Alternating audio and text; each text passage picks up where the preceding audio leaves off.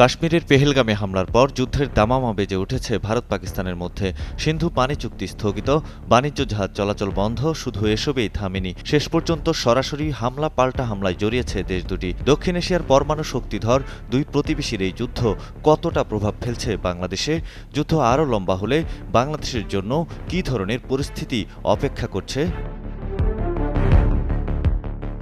এসব প্রশ্নের উত্তর এরই মধ্যে পেতে শুরু করেছে বাংলাদেশ।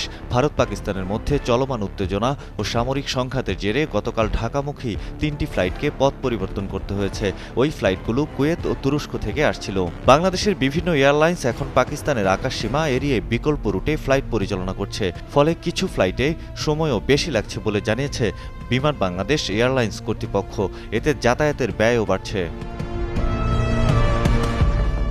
এদিকে খাগড়াছড়ি, মাটিরাঙ্গা ও পানছড়ি সহ সীমান্ত এলাকা দিয়ে ১২৫ জনের মতো ভারতীয় নাগরিককে বাংলাদেশে জোর করে পুশিন করেছে ভারতীয় সীমান্তরক্ষী বাহিনী বিএসএফ। এদের অধিকাংশই নারী ও শিশু এবং তারা নিজেরা ভারতের গুজরাটের বাসিন্দা বলে স্বীকার করেছে।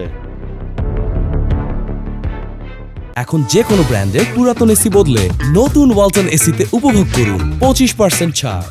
এ বিষয়ে অন্তর্বর্তী সরকারের জাতীয় নিরাপত্তা উপদেষ্টা ও প্রধান উপদেষ্টার রোহিঙ্গা বিষয়ক হাই রিপ্রেজেন্টেটিভ খলিলুর রহমান বলেছেন, ভারত থেকে এভাবে পুশ ইন করাটা সঠিক প্রক্রিয়া নয়। আমরা এরই মধ্যে ভারত সরকারের সঙ্গে যোগাযোগের চেষ্টা করছি।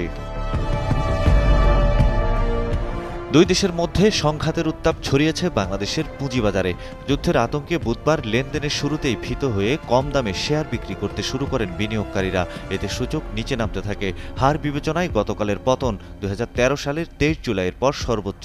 যুদ্ধ লেগে যাওয়ার আশঙ্কাতেই এমন যখন পরিস্থিতি, তখন প্রতিবেশী দেশ দুটি সর্বাত্মক যুদ্ধে জড়িয়ে পড়লে তা পুঁজিবাজারের মতো ব্যবসা বাণিজ্য আর অর্থনীতি সব খাতেই তাৎক্ষণিক ও দীর্ঘমেয়াদী প্রভাব ফেলতে পারে বলেই শঙ্কা।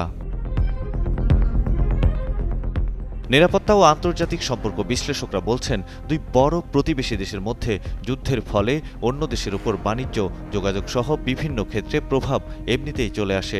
নিরাপত্তা বিশ্লেষক শাফকাত মনির বলেন, যুদ্ধের কারণে আঞ্চলিক শান্তি এবং স্থিতিশীলতা বিঘ্ন হচ্ছে। তারপর বিভিন্ন রকমের অর্থনৈতিক স্থিতিশীলতা বিঘ্নিত হবে।